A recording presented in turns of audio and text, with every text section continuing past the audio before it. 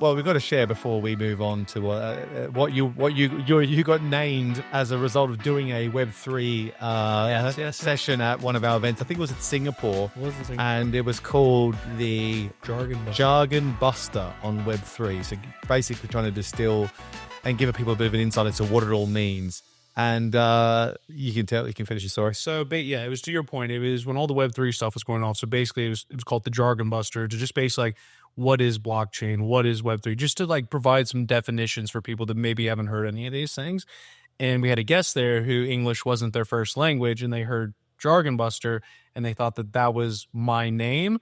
So I was called the Jurgen Booster. So, I know Steve McCaskill has definitely been on this podcast and referred to me in that name before.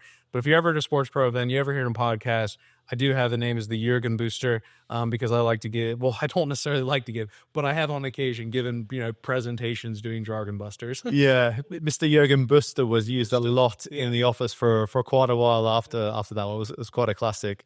I mean, look, the things that have not played out, I guess the way the industry was expecting was definitely around the OTT proposition. I think we did raise that over the years about how we're going to see success. That whole notion of if they build it, will it come? Yeah. We started talking about that a long time ago. I'd say we basically predicted that it was going to be harder than everyone else was thinking. Also, we'll take the credit there if the people who were listening would have worked it out early. That's probably the main one. I think also the how you talk about social media Facebook and then basically is one of these platforms where live rights they were hoping that basically they were going to come in for live rights. I think just this incredible focus now just on YouTube as this what is YouTube for the future is something that I didn't think would play out the way that it has. And actually most of the social channels are really in the sports media conversation are really put on the back burner. Now they're kind of seen in a very different light, whereas YouTube is really pushing that. They are TV. They're the future of basically sports consumption as well.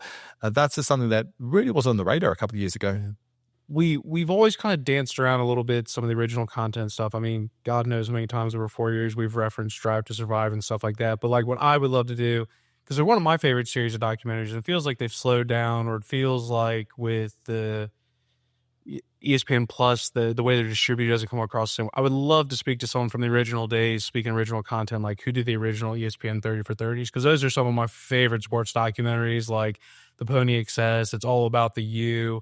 Like there was a while some of those documentaries were like awesome, incredible, and like I would love to kind of be able to get more of a story on like what happened when Red Zone was launched, like who brought the idea to NFL Network. Like I think I would like to do some like historical pods. Yeah, I'm interested in that you focused on content titles as your focus. I'd love to go more historical because I think they're great. Normally you find great stories. None of those major titles or things that have been achieved happen in a very traditional way, like following a traditional startup playbook. They normally happen with some really weird moments along the way.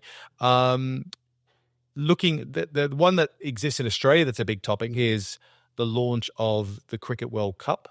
Cricket one day version, where there was boycotting. There was all these stories, which was run by Kerry Packer, who was a billionaire in Australia, who also owned Channel 9, the major network.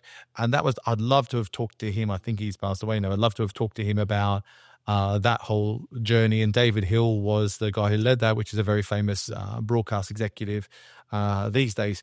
I would love to get the full brief on the DAZN launch journey. We've talked about DAZN a lot over the years, and I'd love to I've had bits off record about it, but to get that full picture and spectrum of like, how did that platform come to be? I have an idea, but I'd love to hear some of the stories and challenges that they faced along the way.